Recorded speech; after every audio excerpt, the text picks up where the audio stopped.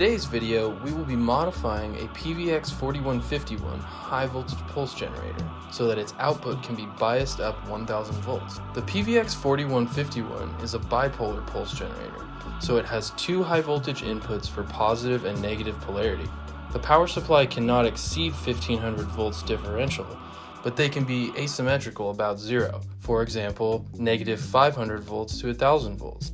Negative 750 volts to 750 volts, 0 to 1500 volts, etc. What if we wanted to stay within the 1500 volt differential limit, but bias it up so it pulses from 1000 volts to 2500 volts? This is actually possible with a small modification. There are many possible applications for a DC biased high voltage pulse output signal. One example might be parallel plates in a time-of-flight mass spectrometer. An experiment might require that both plates be held at a high voltage while one is pulsed above the other one in order to achieve a certain velocity. If you know of any other applications for a signal like this, please leave it in the comments.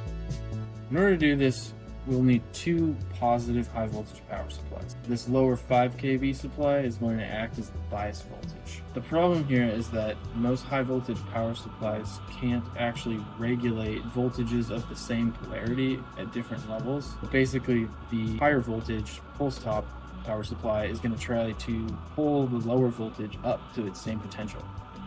And to prevent this, what we have to do is provide the bias supply with a separate path to ground.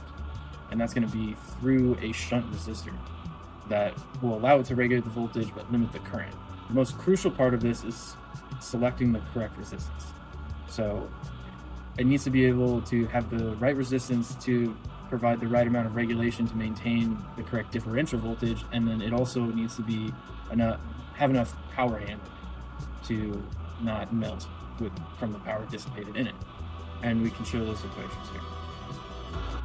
The resistance of the shunt will be determined by the bias voltage divided by the current from the power supply. The power supply current itself can be extrapolated from the equation for power draw in a capacitive load.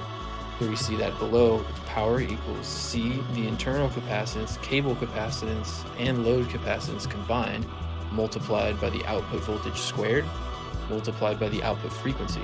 Then we can plug that in to the power divided by the bias voltage, and this will give us the current drawn from the power supply. In our experiment, we will be pulsing between 1000 volts and 2450 volts, and our load is 50 picofarad. This capacitor is connected with 2 feet of RG58 cable. PVX 4151 has an internal capacitance of 200 picofarad. So for my specific setup, I'm going to be using a 62 mega ohm resistor from the negative supply to ground.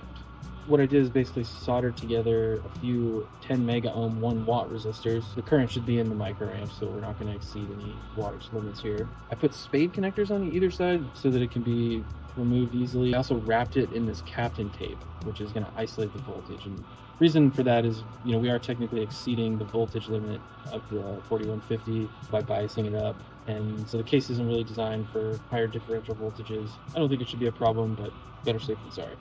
With our shunt resistor in place, we can now enable the power supplies and slowly start turning up the voltage on our Heinzinger Evo. This is the higher voltage supply. You'll see on the bias supply, it will start showing output voltage regardless of the fact that we have not turned it up. This means our shunt is working.